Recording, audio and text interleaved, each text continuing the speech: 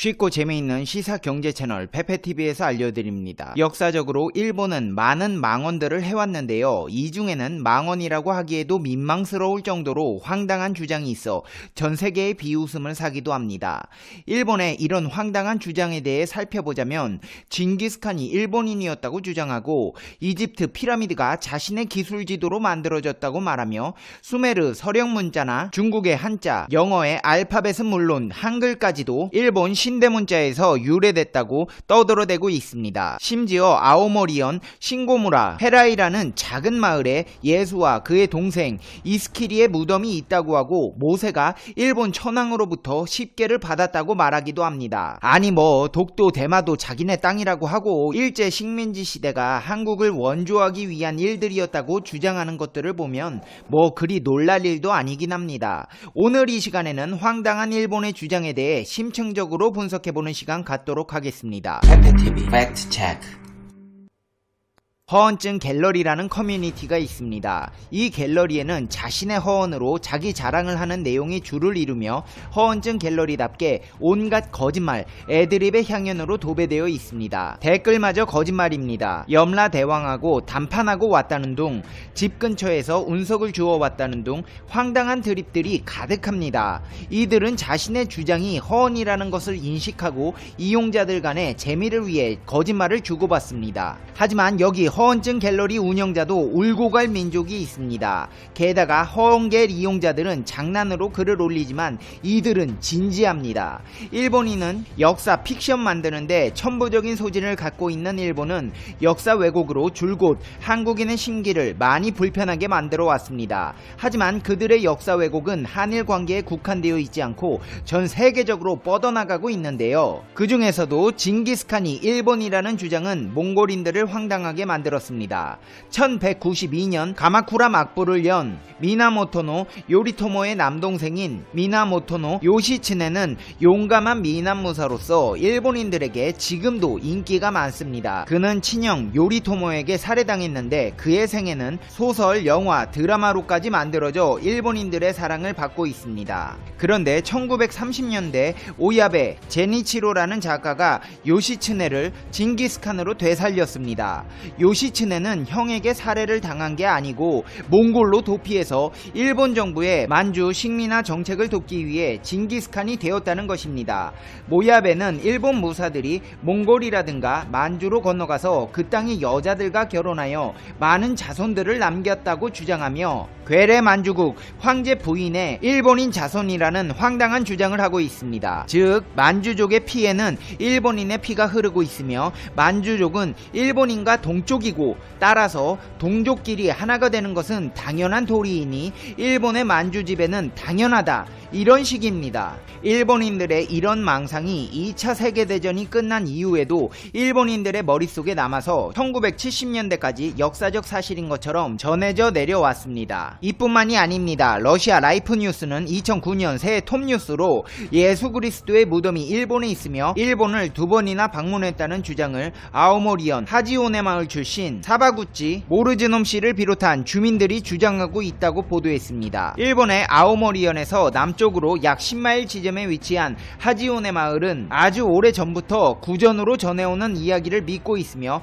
그 내용은 이렇다고 합니다. 약 2000년 전부터 예수 그리스도는 일본을 2번이나 방문했으며 처음 방문 시 당시 나이는 21세로 일본의 신도 이증을 위한 목적으로 방문했다고 전해온다는 것입니다. 10년 이상 일본에 머물면서 마요코라는 아름다운 일본 여성과 결혼했으며 스라에 3명의 딸 아이들을 두었는데 사와구치 씨는 첫 딸의 후손임을 주장하고 있다는 것입니다. 게다가 예수의 무덤이 일본에 있다고 주장합니다. 예로부터 이곳은 일본의 성지로 알려져 왔으며 도쿄에서 기차로 7시간 정도 소요되는 지점에 위치하고 마늘을 많이 재배하는 곳이라고 소개하고 있습니다. 후손인 그는 지금도 평범한 생활을 하고 있으며 정장을 하고 넥타이를 매는 직장인이며 있으며 스라의 딸 하나와 아들이 있다고 합니다. 예수 그리스도는 이곳에서 11년째 되던 해에 유대아로 돌아갔으나 유대아에서 대우를 못 받고 도리어 유대아 사람들이 십자가에 못 박아 죽이려 한다는 정보를 듣고 일본으로 다시 피신했으며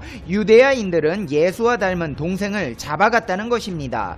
이후 예수 그리스도는 일본에서 하지오네를 비롯하여 하다로, 하바가리 등에서 설교했으며 지금도 곳곳에 당시의 유적이 조금씩 있다는 것입니다. 특히 후손이라고 주장하는 그는 가지고 있는 유대 휘장을 갑오로 전해 내려오고 있으며 일본인보다는 유대인을 더 닮았다고 주위에서 이야기하고 있고 눈도 푸른빛을 띠고 있다고 합니다. 여기에 더해 원래 그리스도 예수의 무덤 근처에 이집트 피라미드에 버금가는 규모의 피라미드가 있었으나 1857년 지진으로 인해 무너져 폐허가 되었으며 이로 인해 현재의 장소에 이장했다고 주장했습니다. 특히 일본인들이 주장하는 내용은 예수의 소년 시절과 청년 시절 사이가 불분명한 이유는 바로 일본에서 보낸 시절에 시간이 빠진 경우라고 합니다. 그리고 이곳 지방의 사람들은 오래전부터 전해오는 습관이 얼굴에 베일을 가리고 활동하며 어린이들의 머리에 젤을 뿌리는 전통도 유대아와 비슷한 점이라고 합니다. 이곳에는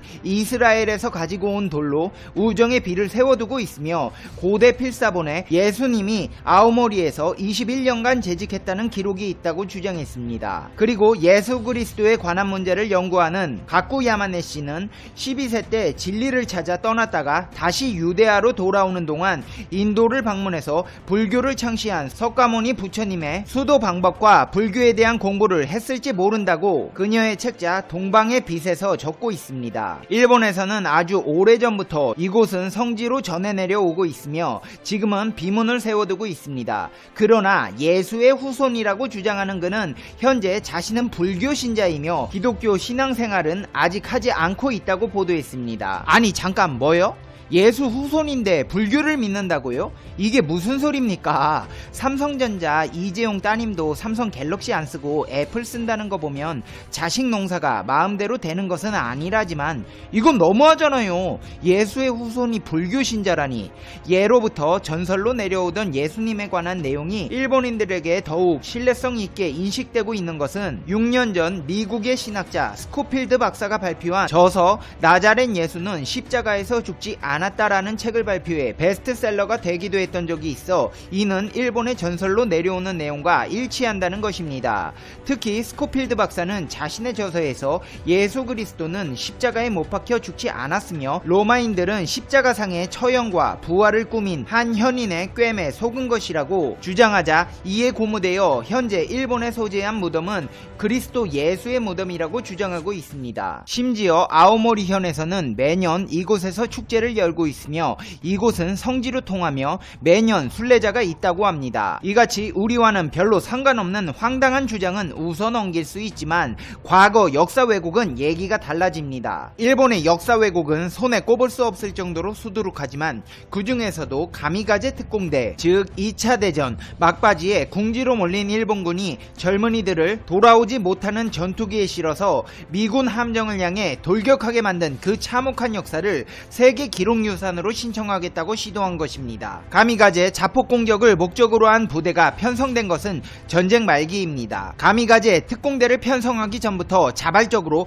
자폭 공격이 행해진 경우도 있었습니다. 1944년 4월 14일 안다만 제도로 향하는 육군 수송선을 호위하던 비행기가 미국 해군 잠수함이 발사한 어뢰 3기를 발견, 기관총을 난사하면서 어뢰에 돌진하여 전사하고 어뢰 파괴에 성공했습니다. 1944년 8월 20일에도 미국 육군 항공군인 B-29 폭격기에 의한 야타 공습에서는 요격하러 나온 비행기가 폭격기에 몸통 박치기를 하여 공중 폭발을 일으켜 추락시켰습니다. 또 파편으로 인해 타격을 받은 폭격기도 함께 추락하여 B-29 2기를 격추하였습니다. 1944년 10월 5일에도 필리핀의 특공을 가하기로 결정을 하고 필리핀에 자폭 공격을 행했습니다. 일본이 특공을 행했던 이유는 앞으로 반년이면 연료가 전부 떨어질 것을 알고 어서 전쟁을 끝내야 했기 때문입니다. 그렇기 때문에 필리핀 공격을 최후의 공격으로 하고 7대3으로 강화 조약을 맺어서 만주사변 때 일본으로 되돌리는 것이 목적이었습니다. 250kg의 폭탄을 싣고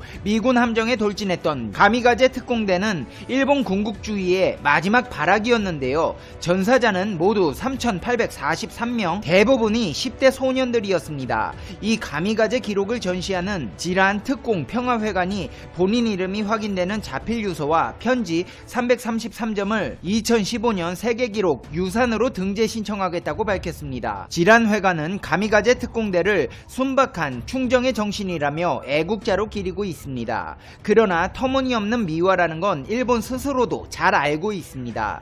지난 2006년 요미우리 신문 와타나베 회장은 뉴욕타임즈와의 인터뷰에서 천황 만세라고 외치고 기쁘게 죽었다는 건 모두 거짓말이다. 도살장에 끌려가는 양처럼 때로는 억지로 비행기에 떠밀려 들어갔다고 증언했습니다. 가미가제 특공대의 유서나 편지는 모두 검열당했습니다. 후지타 시민 헌법조사회 사무국장은 본심이 적혀져 있지 않은 거칠애뿐인 문서를 어떻게 세계문화유산으로 신청할 수 있을지 모르겠다고 했습니다. 일본 자치단체가 운영 중인 지란 평화회관이 군국주의의 상징을 인류의 유산으로 포장하려 나선 것은 아베 신조 일본 총리가 밀고 있는 일본의 우경화와 무관치 않아 보입니다. 이제 페페TV의 결론 듣겠습니다. Conclusion. 페페TV. 아니 뭐라고요? 예수의 고향이 일본이고 그 후손은 불교 신자라고요? 징기스칸은 일본인이라고 주장을 하질 않나. 가미가제를 부끄러워하기는커녕 문화유산으로 등재하려고 하질 않나. 도대체가 이 사람들은 발상 자체가 다른 것 같아요. 아니 그런 글들은 허언증 갤러리에다 쓰세요. 사실인 양 떠들어대고 싶으면 지구 밖으로 가서 하시던가요. 같은 지구인이라는 사실이 부끄럽습니다. 페페TV 시청자 여러분은 어떻게 생각하세요? 페페TV는 여러분의 생각이 궁금합니다. 댓글로 여러분의 생각을 남겨주세요. 오늘 하루도 행복하게 보내셔야 해요. 당신은 소중하니까요. 다음 영상에서 봬요. 안녕.